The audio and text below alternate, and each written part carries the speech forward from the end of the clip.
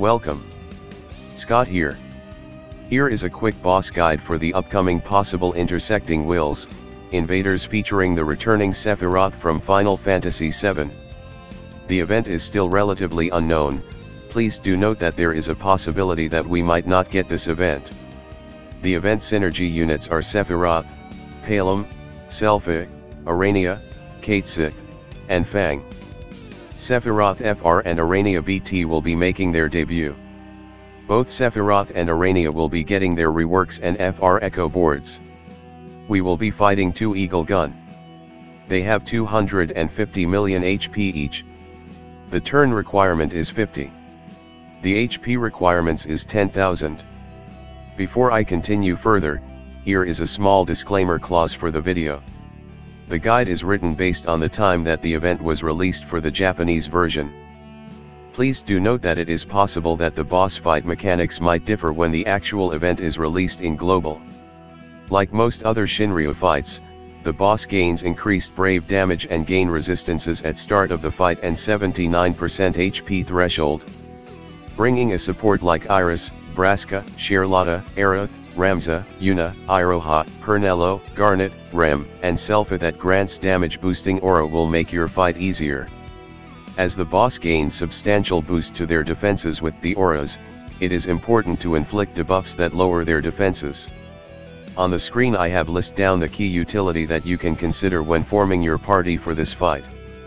Throughout the fight, the boss force gauge will trigger a concentrate aura which is represented by streaks of glow light at certain gauge thresholds where the boss will gain 999% HP damage resistance.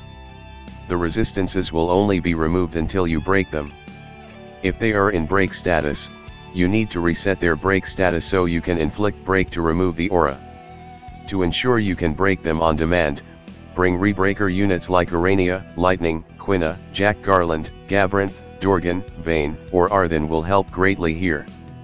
You can set their brave to single digits or freeze their brave gains so that you can break them easily. For units who can their brave gains are Sephiroth and Iris. You can also bring brave control utility like Karasame, Maria, Yuffie, Galbez, Setzer Kater, Ferris or Arcela. Other form of break utility like instant break and gravity shaving will also help a lot here. When boss HP reaches 69% and 39%, the boss gain Bloodthirsty aura where you see a yellow aura emitting from the boss. To cancel the aura, you need to do a 2-turn delay on the boss. If you let the boss take a turn, it will trigger removed all player buffs effect and remove the aura. When boss HP reaches 19%, the boss will gain another Bloodthirsty aura where you will see another yellow aura. To cancel the aura at this juncture, you need to inflict 2 frame debuffs. Similar the previous thresholds, if you let the boss take a turn, it will trigger removed all player buffs effect and remove the aura. To avoid the buff dispelling effect, party-wide evasion will help for this fight. You can consider using Radia LDCA, Edge, or have Yuri activate his BT aura to evade the effect. You can totally avoid the bloodthirsty mechanic by denying the boss turns with the standard launch, delay and turn Deleatone. However, you will still need the utility to handle the HP damage immunity. Despite the high HP pools, the boss has the same HP pool as the recent 6 Warrior Quest Area 6 fight. This still would not be a tough fight as long as you understand the mechanics and your party is equipped with the tools to handle it. As we are no longer have Lufania Plus fights, the boss guide will be focused primarily on Shinryu fights. In Shinryu, you need to understand the effects gained by the boss as the force gauge build up, its force ability and its force time effect. If you do not bring any force chargers, it is highly certain that the boss force gauge will build up faster than yours. To have a better understanding on the basics of the force gauge mechanics and Shinryu fights, I have done a video explaining the mechanics. I have included the link to the video under the comments and video description for your quick reference.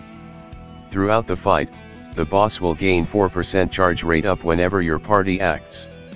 When the boss gauge is at 10% and above, the boss gains a yellow streaking aura where you will see the prompt concentrate upon activation. While the aura is active, the boss will gain 999% HP damage resistance. To remove the aura, you need to break the boss. You can either make use of breakers or counters if you are doing the hit and counter strategy. The same aura will get triggered again when the gauges reached 50% and 90%. The boss force gauge will build up faster as its HP is lowered. You can refer to the table on the screen for the percentages. At the 100% threshold, the boss will use its force ability Dual Wing Fire Plus, which is a guaranteed hit, AoE ranged brave attack. Upon using the attack, the boss will gain an aura that reduces HP damage by 999%. The aura will not be dispelled until the boss got inflicted with a break. Upon using the force ability, the boss will enter into its force time where the gauge will start to emit a red hue with a counter of 10 on its gauge. When the force time is activated, the boss will apply an aura field that lowers your party max HP by 70%. It will also follow up its actions with Eagle Flame Plus, which is an AoE Brave plus HP attack that ignores Brave nullification effects.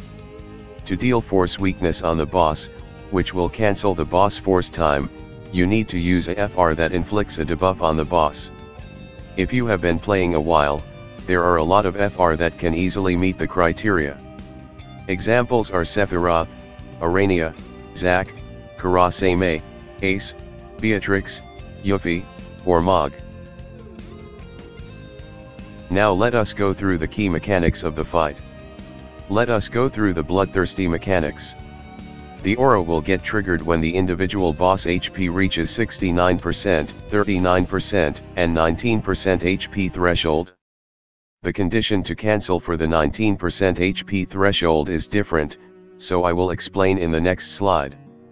The aura will not get trigger while you are in your burst or summon phase.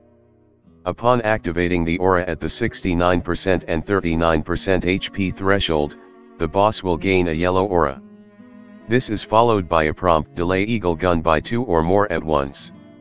To remove the aura, you need to inflict a 2-turn delay. On the screen, I have listed down the options of the units that have 2-turn delay utility along with the calls. Upon cancelling the aura, you will trigger the blown off condition. You can ignore the aura if you denied the boss turns. If you let the boss take a turn and did not cancel the aura, you will trigger the prompt Bloodlust Have Risen, followed by a AoE buff Dispel effect with removed all player buff effects. After that the boss will remove the aura with blown off. Do take note that the buff Dispel mechanic can avoided with party evasion like using Redia LDCA, FRBT aura or have Edge activate his EX for party-wide evasion. You can also blind them with Kimuri's Total Blindness.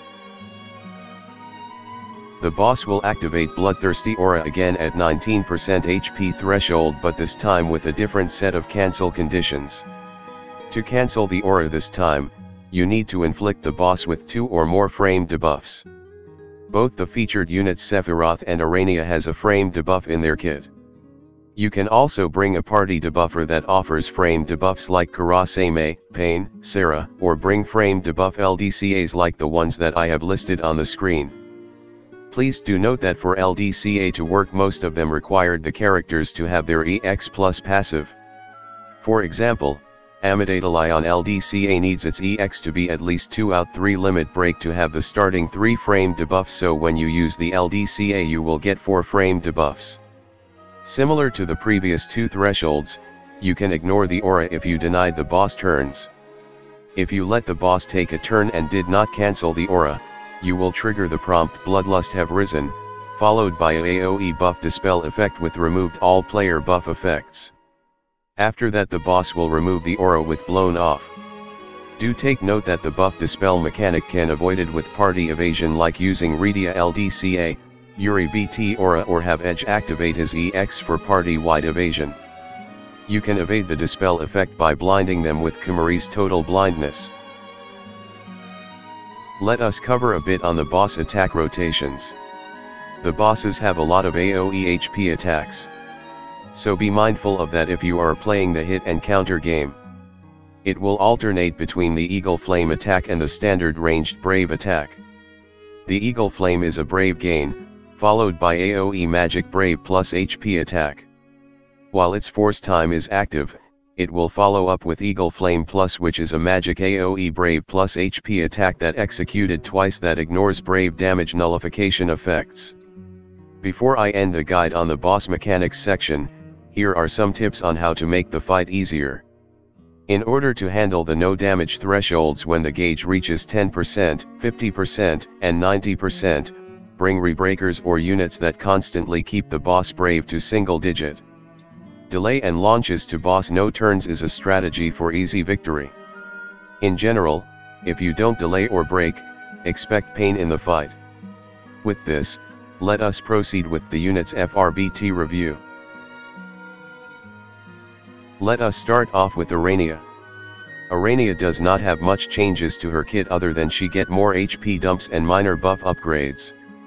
Bulk of her rework is gotten during her C90 awakening with her FR debut. Upon using her force ability, Aranea will deal an AoE ranged Brave plus HP attack that inflicts 6 turns Vital Crusher debuff along with her 4 turns Overclock buff.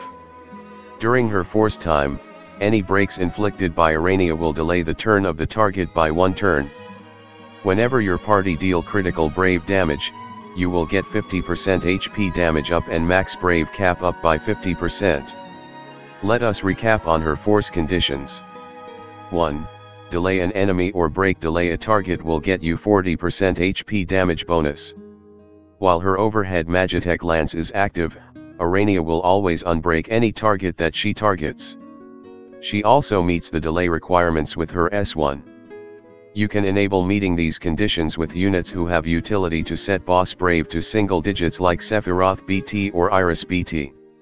Otherwise, pair her with either rebreakers like Lightning, Noel, Dorgan, Arthen, Cloud of Darkness, or Jack Garland, or delayers like Cloud, Quistis, Jesse, etc. 2. Deal critical Brave damage will get you 30% HP damage bonus. If the enemy has been inflicted with Aranea's Vital Crusher debuff, you will always be guaranteed to deal critical Brave hits. You can easily reapply the debuff with her S2. In the event if the enemy is immune to debuff, you can make use of critical buffers like Cait Sith, Barret, Sis, Lily Set, or Kais, or bring her with members that have guaranteed critical auras like Tifat or Cloud. In my opinion, Aranea FR has easy conditions to meet. With her Vital Crusher debuff applied, you should not have any difficulty in meeting both conditions. Her FR is great for her personal BT phase. Now let us cover a bit on her BT. When maxed out, her BT aura lasts for 10 turns.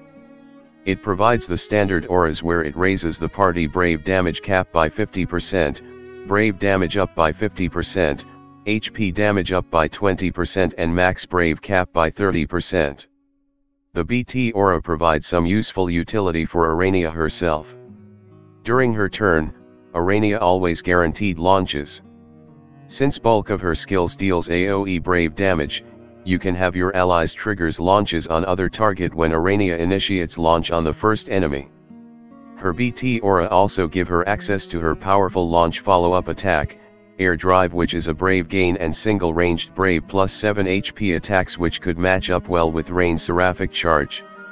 With her BT aura along with her delay and break damage utility, Aranea becomes one of the game's best damage dealers. If you intend to do the Blue Crystal run, you can consider building her. With a lot of rebreakers on the horizon like Noel, Dorgan, Strago and early time travel FRBT unit like Lightning, Aranea has a lot of companions that you can accompany her with. Like most main damage dealers, she needs her BT. So, there is a golden question: can you skip her if you have Reigns? While they are similar, in my opinion, they are not like for like replacement. You cannot neither bring Reigns for Blue Crystal or Aranea for Green Crystal quests. Aranea is a ranged unit while Reigns is magic. Aranea offers more AoE damage while Reigns provide better party support with his turn manipulation, and his EX offers a bulk load of utility such party-wide Cleason and Dispel all enemy buffs. His FR also always guaranteed launches on allies' turn. His LDCA is one of the game's best LDCA. In my opinion, both are equally good. In fact, Reigns will be returning in the forthcoming banner. So if you have to make a choice between the two, my general tip is to evaluate which unit provide the most for your roster. Okay, now let us proceed to the other featured unit, Sephiroth. Like Aranea, Sephiroth get more HP dumps and more aura boost. He provides more aura utility than a straight higher damage output. He has a great max brave auras and strong max brave cap auras for himself. You can abuse his BT aura with rebreakers like Aranea, Lightning, Dorgan, or the infamous Idaroth combo. Let us cover his FR first. His FR ability is a reduction of all enemies brave by 100%, followed by an AoE melee brave plus HP attack. The attack also inflicts Sephiroth's gold frame debuff cellular erosion, which provides brave sap that scales 10% of Sephiroth's max brave, lower brave damage resistance by 30%. During his force time, the party will gain 50% HP damage up. Now let us look at his FR conditions. 1. Attacking the debuff target will get you 40% HP damage bonus. He can reliably apply a gold frame debuff with his LD. You will not have any issue in meeting this condition unless you are fighting a boss who is immune to debuffs. 2. While having a stage-based buff or special effect buff active, you will get 40% HP damage bonus. Just pair Sephiroth with any units, and overhead buff or stacking buff will allow you to take advantage of this conditions. If units that do not have a stacking buff, you can use Radia LDCA to meet the conditions easily. You can abuse this with supercharging strategy, which will get you 90% HP damage bonus. In my opinion, this FR is the kingpin of generic FR for the green crystal group.